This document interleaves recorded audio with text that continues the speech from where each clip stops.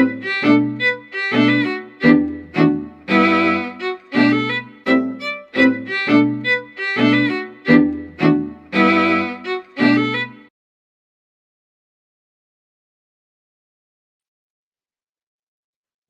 noite a todos, sejam todos bem-vindos a mais um dia de reflexões com Emmanuel. Que a paz de Jesus esteja aqui com todos nós e boa noite, Duda. Boa noite, André. Boa noite a todos. Sejam todos muito bem-vindos a esse momento que o Centro Espírita Luiz Gonzaga de Luminárias proporciona a todos nós. Que a paz de Jesus esteja presente no lar de cada um de vocês, que ele esteja aqui iluminando o nosso encontro de hoje. E o tema deste capítulo de número 109 se chama Acharemos Sempre. Emmanuel escolhe para embasar esse tema do capítulo de hoje um versículo de Lucas, no capítulo 11, versículo 10.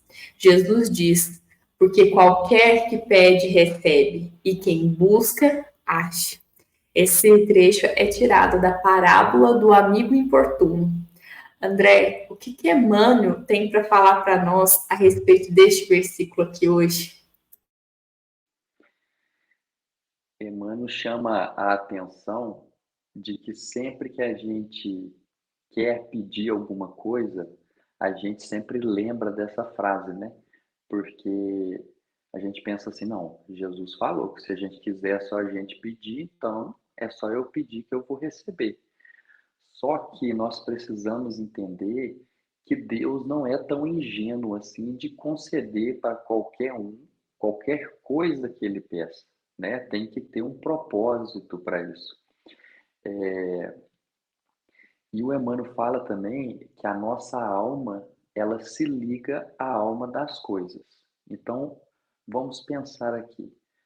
Se a nossa alma está ligada em coisas que não são produtivas, nós vamos pedir, solicitar coisas que são improdutivas, né? Essa é a nossa sintonia, porque é aquilo que nós acreditamos. E então vamos dar um exemplo de uma pessoa que é muito pessimista, que ela só enxerga nas outras pessoas alguém que possa prejudicá-la, alguém que ela sempre vai ficar desconfiada. Então, o pensamento dela é apenas para coisa negativa. Então, essas coisas negativas, se ela for pedir, né, ela vai pedir assim, não, eu quero que Deus me livre dessas pessoas. Só que quem está fazendo ela se ligar a essas pessoas é o próprio pensamento dela. É ela que, com esses pensamentos, essas atitudes de desconfiar de todos, de não acreditar em nada, está se proporcionando esse tipo de contato, esse tipo de atração para esse tipo de pessoa. E nós precisamos lembrar também o ensinamento de Jesus, que diz que onde estiver o nosso tesouro, ali estará o nosso coração. Então, o tesouro aqui a gente pode entender como a nossa conduta. O que a gente pensa a respeito das coisas, a respeito dos outros. Então, se a gente enterrar, né, esse tesouro nosso, todo o valor que a gente tem, se a gente der, vamos colocar um exemplo aqui, para o dinheiro, a gente só vai se preocupar com o dinheiro. Alguém que se aproximar da gente, a gente vai pensar assim, está aproximando porque eu tenho dinheiro, está querendo meu dinheiro, ele está interessado, não quer saber. Então a gente vai ficar com essa ideia que vai acabar nos prejudicando. E aí, o que a gente precisa entender dessa passagem aqui, que é o seguinte, que Deus, ele sempre vai nos dar. Isso é uma verdade que é eterna.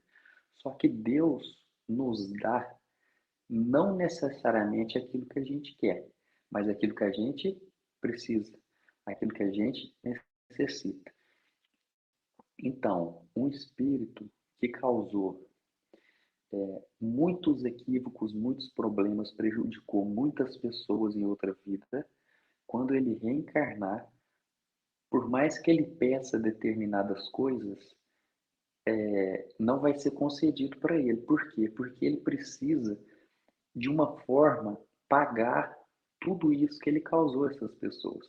Então, vai ser entregue para ele, vou dar um exemplo aqui, um corpo físico de acordo com a necessidade que ele vai precisar passar para poder cumprir essa prova, né? Esse débito que ele tem para ele poder pagar.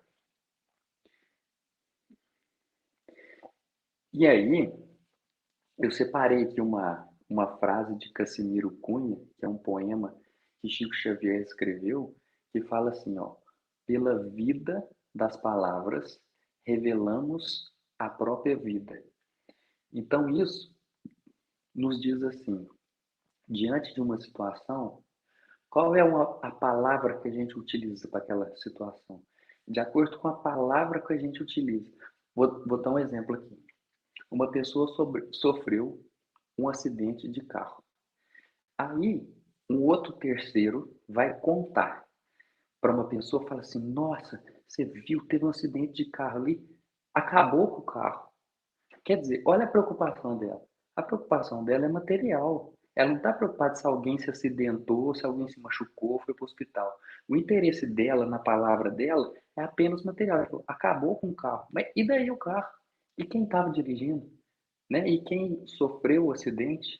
Então aí a gente percebe que, de acordo com as nossas palavras, a gente revela as nossas intenções. E é justamente de acordo com isso que Deus vai avaliar esses nossos pedidos, para a gente poder obter ou não, porque é de acordo com a nossa intenção. Eu separei uma história aqui hoje, que ela é contada por Meimei, e foi psicografado por Chico Xavier, e é uma história de um homem que ele queria viver com Jesus, ele queria se entregar a Jesus, só que ele queria isso com muita urgência, com velocidade. E aí ele solicitou, né? Ele pediu saúde para que ele, com muita intensidade, pudesse fazer muitas coisas, ajudar muitas pessoas. Só que a vida acabou trazendo para ele doença. Aí ele foi e ele pediu um corpo bonito, atraente, só que o que veio para ele, o que aconteceu para ele em determinado momento, ele teve uma deformidade na face. Então a face dele ficou deformada. E aí ele pensou, então, bom, eu vou pedir dinheiro porque eu conseguindo ter dinheiro, eu vou conseguir fazer mais coisas, eu vou conseguir trabalhar mais, vou conseguir auxiliar mais. E isso vai ser extremamente necessário. Só que é, o que ele conseguiu foi apenas um serviço que dava para ele sobreviver. Então ele não tinha mais do que o necessário para ele sobreviver. Ele queria muito dinheiro, mas ele conseguiu apenas esse serviço. E aí ele pensou assim, bom, se eu fizer um grupo e esse grupo com várias pessoas me ajudar nas atividades aqui do bem, nós vamos conseguir ajudar mais pessoas. Só que o que aconteceu é que não apareceu ninguém nesse grupo. Ninguém se dispôs a ajudar ele nessa tarefa. E ele permaneceu sozinho. E aí ele pegou e, nas suas orações, ele começou a pedir paz, né? Que facilitasse a vida dele, que fosse mais brando tudo aquilo que estava acontecendo. Mas aí o que veio para ele foi perseguições, foi conflitos, pessoas que zombavam da cara dele, né? E chegou o momento que o corpo dele envelheceu e aí ele acabou desencarnando. E aí quando ele desencarna, ele vai e desperta e encontra com Jesus. E ele fala assim: Eu desejei tanto te servir, mas tudo em meu caminho foi contra. Qual teria sido, Senhor, a entidade, a potestade das trevas que me atormentou a vida inteira? E aí Jesus respondeu assim para ele: fui eu mesmo quem te enviou a doença e a deformidade física, a pobreza e a solidão. E aí ele espantado falou assim: mas por quê? E aí Jesus respondeu: disseste tantas vezes que me desejavas a presença e a intimidade, a fim de trabalharmos juntos, sem os auxiliares aos quais te confiei, não conseguirias caminhar com segurança para doar-me a felicidade de conviver comigo. Então Jesus entregou para ele não o que ele pediu, mas o que ele necessitava. E aí a gente tem esse entendimento de que para essa caminhada que ele queria, o necessário para ele conseguir concluí-la, Deus entregou. Só que ele não entendeu os motivos. Só depois, no final, que ele compreendeu. Duda, qual foi o trecho que você selecionou para nós hoje? Bom, André, selecionei um trecho que Emmanuel conclui lá no finalzinho do capítulo para amarrar todas essas ideias que ele traz aqui para nós hoje. Ele fala o seguinte: que é indispensável, pois, muita vigilância na decisão de buscarmos alguma coisa, porquanto o Mestre afirmou: quem busca acha e acharemos sempre o que procuramos. Né? Ele foi bastante insistente hoje aqui, explicou de muitas maneiras para nós, realmente para frisar essa mensagem, né? Sobre vigiarmos o nosso coração, sobre prestarmos atenção naquilo que nós estamos buscando, né? Diante disso, nós precisamos sim, né, pedir aí que nos resguarde aí de coisas ruins, de coisas más, que essas coisas não nos atinjam. Mas como o André trouxe aqui na reflexão e na história, nós precisamos perceber a conexão que o nosso pensamento e o nosso coração tem com as coisas materiais.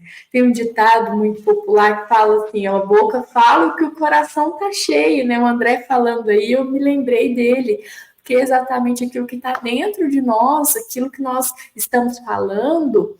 E quando ele trouxe aqui, realmente falando disso, é verdade. Quantas vezes a gente acaba já interpretando ali a personalidade de uma pessoa pelo modo que ela fala ou pelas palavras ali que ela usa para se comunicar, a gente já consegue perceber se é uma pessoa mais calma, mais enfurecida, às vezes, a gente consegue perceber muito pela fala, pelo aquilo que ela está rodeando e vivendo ali na própria vida dela, né? Então, nós precisamos sim pedir a proteção, mas a proteção maior que nós devemos pedir do alto é uma proteção para guardar o nosso coração do mal, para que a nossa mente se mantenha perseverante no caminho do bem, voltada para as coisas do alto, para que as nossas orações venham fortalecer o nosso coração, para que o nosso coração realmente seja aí um espaço para que bons sentimentos, na verdade, possam florescer no nosso coração, para que a gente possa, então, cultivar o bem com maior facilidade. Então, que as nossas orações tenham realmente esse poder, as intenções de ajudar, então, não só nos proteger do mal de fora, mas o mal que possa querer nascer aqui dentro de nós e que possa nos perseguir muito mais, né? Porque Jesus disse, né? Aquilo que a gente pedir, aquilo que nós estivermos conectados, nós vamos receber. Então, temos que vigiar realmente aquilo que nós estamos pedindo, aquilo que nós estamos realmente vivendo. Que o nosso coração se mantenha, então, sempre vigilante, que nós possamos sempre alimentá-lo com muitas coisas boas, tudo voltado ao bem. André, você gostaria de complementar um pouquinho aqui essa conclusão de hoje? Tem uma frase no livro que se chama Falando a Terra, que é do Chico Xavier, e é de diversos espíritos. E aí lá tem um capítulo que se chama Reflexões. E tem várias frases que são muito interessantes. Esse capítulo que se chama Reflexões, ele é maravilhoso. Mas eu selecionei só uma frase que diz assim, ó: trabalha antes de pedir, porque o teu próprio trabalho fará a exposição de tuas necessidades. Então, o que que essa frase quer nos orientar? Você quer alguma coisa? Trabalha para isso. Se o seu trabalho for digno e merecedor de receber alguma coisa, você pode ter certeza que essa coisa vai chegar, ela vai te atender. Mas primeiro trabalho, faz por onde? Porque é como se a espiritualidade observasse assim, tá bom, ele está pedindo, mas o que que ele faz? O que que ele vai fazer com isso que ele está pedindo? Ah, ele faz esse trabalho aí? Não. Pode autorizar, pode entregar para ele, porque vai ser de vai ser uma útil para as pessoas. Então é isso que eu separei aqui também. Que bonito, né? É tipo, vamos estar trabalhando, vamos fazendo a nossa parte, né? Já vamos adiantando o serviço, que logo chega ali para cumprir, né, o restante dessa tarefa que a gente precisa, né? Então precisamos realmente estarmos dispostos a fazer a nossa parte, que o complemento vai vir, né, com toda certeza. E a gente trabalhando, realmente nós mostramos essa boa vontade nossa no serviço do bem, e quando nós somos verdadeiramente merecedores, né, e precisamos disso realmente, Deus nunca vai nos desamparar. Até no versículo que embasa a nossa reflexão de hoje, mais adiante, fala exatamente isso, que nós, como pais, somos espíritos muito errantes e muito falhos ainda. Nós fazemos tudo pelos nossos filhos de maior bom coração. Que o nosso filho nos pede, que nós vemos que é necessário, a gente move todo o esforço para entregar. E olha o tamanho das nossas falhas, né? Olha como ainda somos muito pequeninos. Imagina o nosso Pai Celestial vendo os nossos pedidos. Não há como negar algo que é realmente necessário para nós, não é mesmo? Então, Você falando a respeito dessa passagem aí, Duda, eu lembrei de outra que Jesus fala assim: qual de vós que se o seu filho pedir um pão, lhe dará uma pedra? E se pedir um peixe, lhe dará uma serpente? E aí, o que que Jesus está querendo dizer? Vocês que são imperfeitos, falhos, não são capazes de entregar coisas ruins para os seus filhos, o que dirá Deus, que é perfeito, que é eternamente justo e bom? Vai nos entregar coisas que vai nos prejudicar? Não vai. Vai entregar de acordo com a nossa necessidade. exatamente, né? Esse versículo que você falou é exatamente o versículo 11 dessa passagem aqui. É isso mesmo, né? E diante de todas as nossas falhas, né, nós enxergamos o nosso filho com muita misericórdia, mas nós ainda não somos conhecedores, né, da verdadeira misericórdia de Deus. Na semana que vem vamos falar um pouco disso, semana vai trazer a respeito desse tema aqui. Nós verdadeiramente não conhecemos o tamanho da misericórdia de Deus. Então, diante disso, nós seguimos então fazendo a nossa parte, o nosso trabalho, na certeza e na confiança que o necessário Deus nos completará.